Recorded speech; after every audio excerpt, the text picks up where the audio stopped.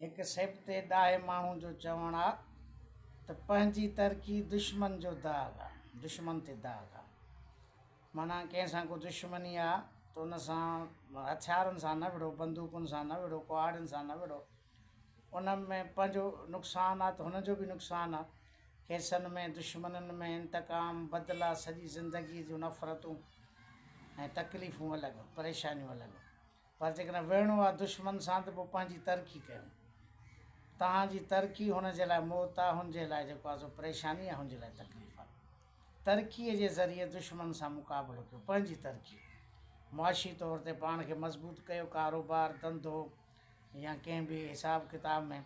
माना जीअं तव्हांजी तरक़ी थींदी वेंदी तव्हांजो दुश्मन परेशान थींदो वेंदो। जीअं तव्हांखे कामयाबियूं मिलंदियूं वेंदियूं त हुनजो हाँ फाटी पवंदो। त हुनजो हाँ फाड़ियो बंदूकुनि सां न, हथियारनि जे ज़रिए दुश्मन जो हाँ न फाड़ियो। छो जो हथियारनि जे ज़रिए, बंदूकुनि जे ज़रिए अॼु तव्हां हुनजो हाँ फाड़ियो था, सुभाणे हो तव्हांजो हाँ फाड़ींदो। पर मुक़ाबिलो करिणो आहे त मुआशी तौर ते पंहिंजो पाण खे मज़बूत कयो, पाण खे तरक़ी, पंहिंजी कामयाबी। असुलु शइ मुआशात आहे। हाणे उहो आहे किताबनि, हदीस, क़ुर, हाणे उहे सभु शयूं त सच आहिनि, हक़ आहिनि। पर ग्राउंड रियलिटीज़ त वरी इहे आहिनि त तव्हांजो इख़लाक़ बि कम जो कोन्हे, तव्हांजी तक़वा परहेज़गारी बि कम जी कान्हे। मुआशिरे जे हिसाब सां अलाह जी नज़र में आहे, रसूल जी नज़र में तक़वा परहेज़गारी। रसूल करीम आख़िरी ख़ुतबे हजतुल विदा में चयो, कंहिंखे बि कंहिं ते फ़ोक़ियत कोन्हे, न अमीर खे ग़रीब ते या ग़रीब खे अमीर ते, कारे खे गोरे ते या गोरे ते कर, सिर्फ़ु ऐं सिर्फ़ु तक़वा। जेको तव्हां में वधीक मुतक़ी आहे, परहेज़गार आहे, उहो ई वधीक अज़ीम आहे, बहितर आहे। पर असां वटि मुआशिरे में वरी इहो आहे त जेको जेतिरो ताक़तवर आहे, जेतिरो दौलतमंद आहे, जेतिरो पैसे वारो आहे, ओतिरो इज़त वारो आहे। ग़रीब जो इख़लाक़ बि न वणंदो, सुहिणो सलूक बि न वणंदो, हुनजो हथु ॾियणु बि न वणंदो। ग़रीब केॾो बि इख़लाक़, अदब, नियाज़, निवड़त सां हथु ॾिए, ईअं हुजे हा त जेके वॾेरनि जे पेरनि ते किरिया पिया आहिनि, वॾेरा त हिननि खे इनाम में पंहिंजूं बनियूं ॾियनि हा। पर ईअं कोन्हे, इख़लाक़ वो वञी वरी ॿई हथ पेरनि ते रखे, कुझु कोन्ह थींदो। अख़लाक़, इज़त, सभु कुझु तॾहिं अहमियत रखे थी जॾहिं तव्हां वटि पैसो आहे। असुलु शइ मुआशियात आहे। मुआशी तौर ते पंहिंजो पाण खे मज़बूत कयो, पोइ कारोबार जे ज़रिए हुजे, धंधे जे ज़रिए हुजे या नौकिरी जे ज़रिए हुजे, जेकी ॾुखी आहे। 16 कम आहिनि, धंधा रोज़गार जेके असां करे नथा सघूं। बसि टेबल कुर्सी हुजे, भली 6000 पघार हुजे। आउटडोर कमु जेको आहे सो आउटडोर, इंडोर में छा आहे, आउटडोर में कमाई आहे, महिनत आहे, मशक़त आहे। अॼुकल्ह ॾिसो था मोटर साइकिलनि ते, चुंगचनि ते, लोटनि ते सामान खणंदा माण्हू, महिनत मशक़त कनि था, दरनि ते पहुचाइनि था, दुकाननि ते पहुचाइनि था, ॿाहिराड़नि ते वञनि था, परे परे ताईं। अॻे दुकानदारनि खे होॾां वञिणो पवंदो शहरनि में सामान खणी अचण लाइ, हाणे हुनखे सामान घरु वेठे मिले थो। ऐं सुठी सर्विसिस आहे। इन क़िस्म जा कम, नंढा नंढा कम, नंढा नंढा कारोबार, नंढा नंढा धंधा। पर असांजो ज़हन नंढपण खां वठी नौकिरी जे पासे हलियो वियो त नौकिरी वॾी ॻाल्हि आहे, नौकिरी में वॾी इज़त आहे, कामयाबी आहे। पर पाकिस्तान जा जेके 10 अमीर तरीन माण्हू, उन्हनि में को बि नौकिरी वारो कोन्हे। 20 अमीर तरीन दौलतमंद माण्हुनि में को IG DIG कोन्हे, चीफ सेक्रेटरी कोन्हे। 50 अमीर तरीन माण्हुनि में को बि ऑफिसर कोन्हे, सभु वापारीनि, कारोबार आहिनि। पूरी दुनिया जे अंदरि जेके अमीर तरीन माण्हुनि जी लिस्ट आहे, उनमें नौकिरी वारा कोन्हनि। हज़रत मोहम्मद मुस्तफ़ा सल्लल्लाहु अलैहि वसल्लम इरशाद फरमायो त रिज़्क़ जा 10 हिसा आहिनि। उनमें 9 हिसा जेके आहिनि उहे वापार में आहिनि, तिजारत में आहिनि, कारोबार में। तिजारत वापार में हिकु ॿी हदीस आहे त जेको वापारु कंदो हुनजे अकुल में इज़ाफ़ो थींदो।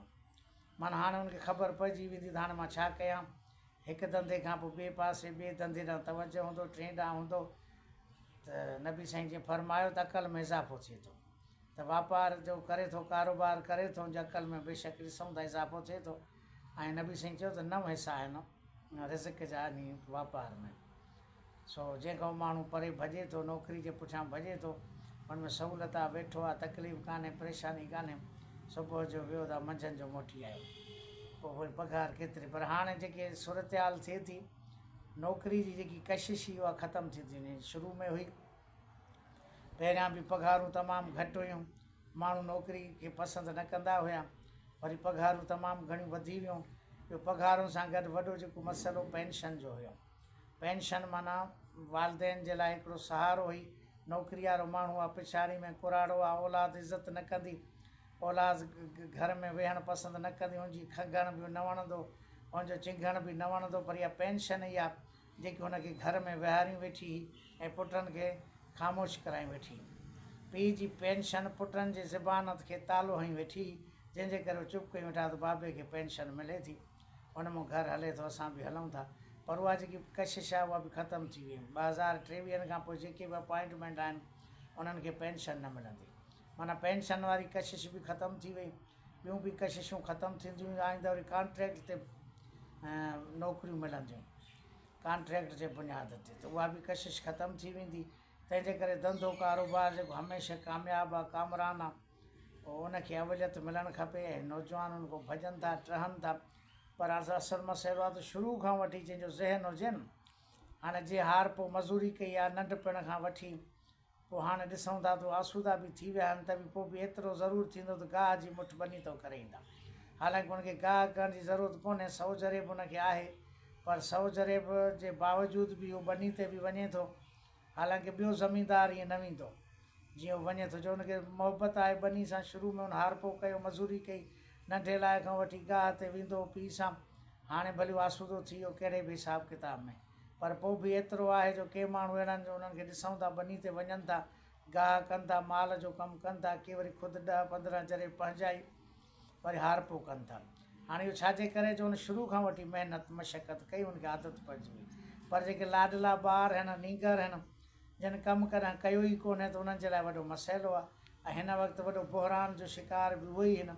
इज़त बि बचाइणी आहे ऐं माण्हुनि जा ॾाढो रोबता बि रखिणो आहे, ऐं उहा इज़त बचाइण जे लाइ उहो जेको ज़रूरत आहे पैसे माल मिल्कियत जो, माल मिल्कियत रहियो बि कोन, माल मिल्कियत ख़तमु थी वियो ऐश अयाशी ते, खाधे पीते ते, गोश्त मच्छी ते। हाणे वॾो मसइलो आहे त हाणे छा कजे। हाणे त सब्ज़ी जो दुकान बि नथो खोले सघिजे, किरियानो बि न, रेड़ी बि न। हालांकि रेड़ी ते वरी अञा दुकान खां वधीक कमाई आहे।